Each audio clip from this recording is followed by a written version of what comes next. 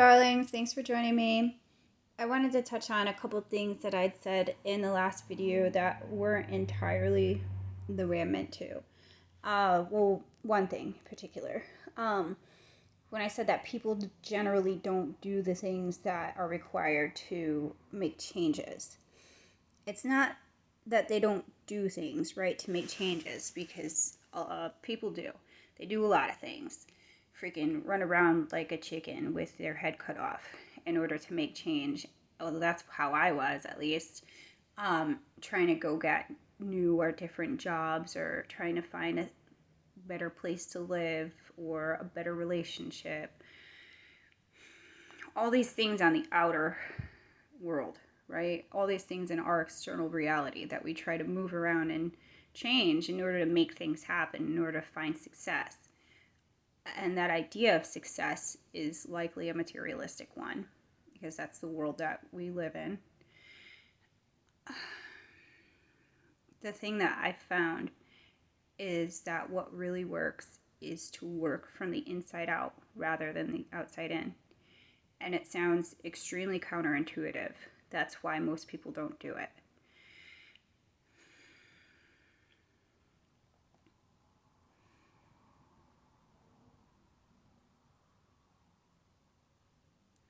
As far as that whole situation with that tarot reader, the nun, I don't want to have to mention her again, and I kind of left this part out, but it is important for me to be authentic.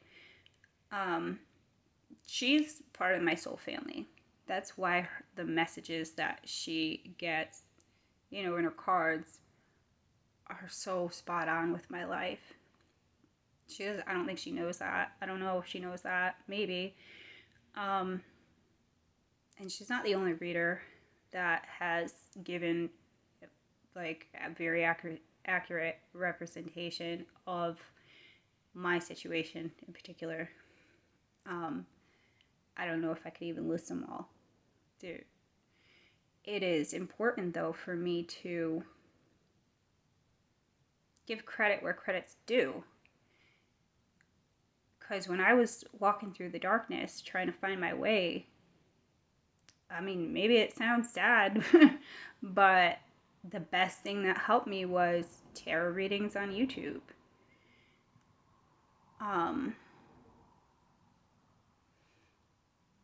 And it's not that tarot, I'm not saying you gotta go out and go get a tarot reading at all. I'm just saying why it's relevant in my life and how I even wound up on her page. That's what I needed. Even she gave me a kick in the ass. Like, I needed that too. And I was upset. I was pissed. I was mad. I was upset. My feelings were hurt. And that did give me the message of, my anger can be useful, right? That was one of my major issues, was anger. I would fight. I would fight when things didn't look right. I would fight to find the truth. And that's how I wound up getting my nose broken so many times. I mean, it's not, I could say that maybe it was warranted. It was instigated even, because I was fighting over being lied to.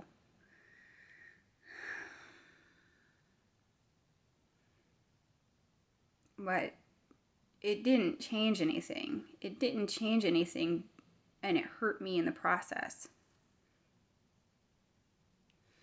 So I decided to give it the fight.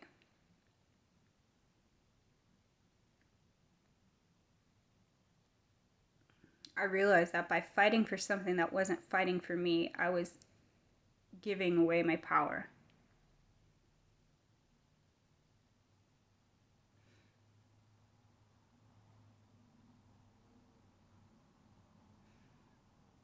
And I have felt more stable than ever since learning to control my anger, shut my mouth.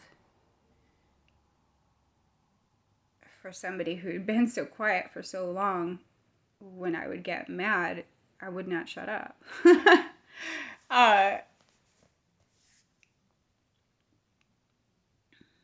I mean, it was in my 20s, if that is any consolation. I had to learn from my mistakes. I felt entitled to the truth. I felt that I was owed the truth. And that's not really the case. Nobody really owes you anything.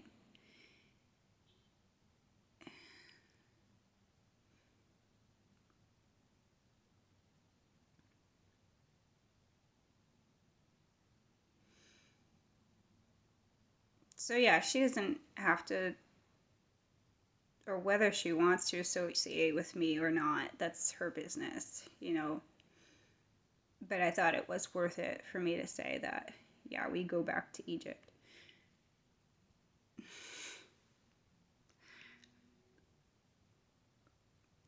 Oh, also, the girl from that story, the other girl that triggered me. Somehow those two are linked, and my mother. I think we all go back to Egypt. Maybe I already said that. I've tried to film this a couple times by now, and it's getting hard for me to remember what I said. Sorry. Uh,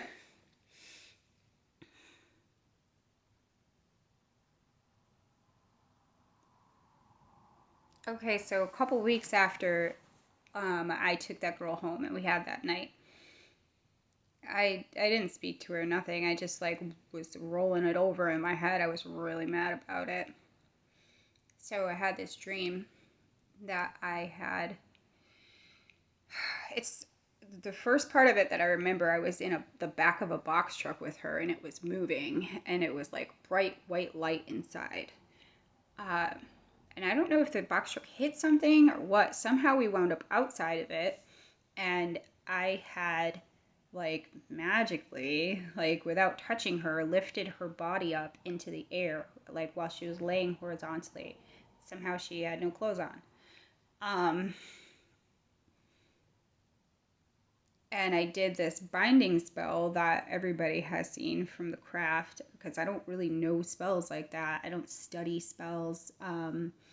I study more of energy work and manifestation. You don't need to do any of that stuff in the physical in order to make stuff happen. It's your thoughts. It's your thoughts that create your reality. So, yeah, spells and rituals are a way to focus your intention and to, you know, focus your thoughts in order to make things happen. So that would make sense that spell work would help your manifestation along. But that's kind of the same thing as like if you have a vision board and you want to manifest a new car and you look at that new car every day. Um, that might even work better than spell work. But to each their own. I mean, however you manifest is how you manifest. I'm just saying.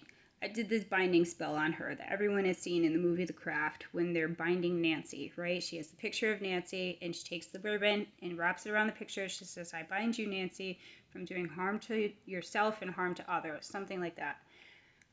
So this girl was horizontal in my dream. This girl was horizontal in the air, spinning, kind of like a rotisserie chicken. And a white ribbon was wrapping around her, like a white ribbon, like a fabric one, like thick too, like it would cover like convenient parts of her, right? Because she had no clothes on. It strategically covered certain parts of her. It just like floated down from nowhere and wrapped around her while I was saying this, like chanting this, and she was turning. It was weird. So when I woke up from the dream, I said, "Oh my God, like I'm really a healer." It was nuts. Mm, this was a couple of years ago. This was like 2016, 2017.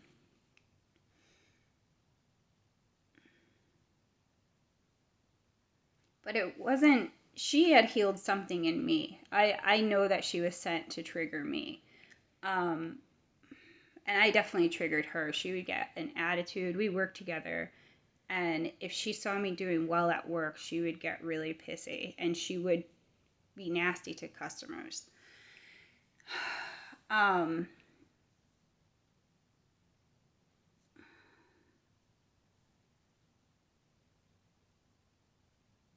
So I don't know for sure if I healed her or if by binding her, I made sure that she just couldn't hurt more people. Because maybe she just carried that spirit, right, of wanting to hurt people. Hurt people, hurt people. And also, I believe that there may be some spiritual part of it as well, that she is spiritually gifted. She doesn't know it. But if she's got a past life with me, and it's coming up in the same sentence, the same metaphorical sentence as my mom and as this reader, I don't know exactly how everybody's connected, or if they really are connected besides just living in the same time frame. You know, I don't know if we were a group, if we hung out together. I don't know if we hated each other. I don't know.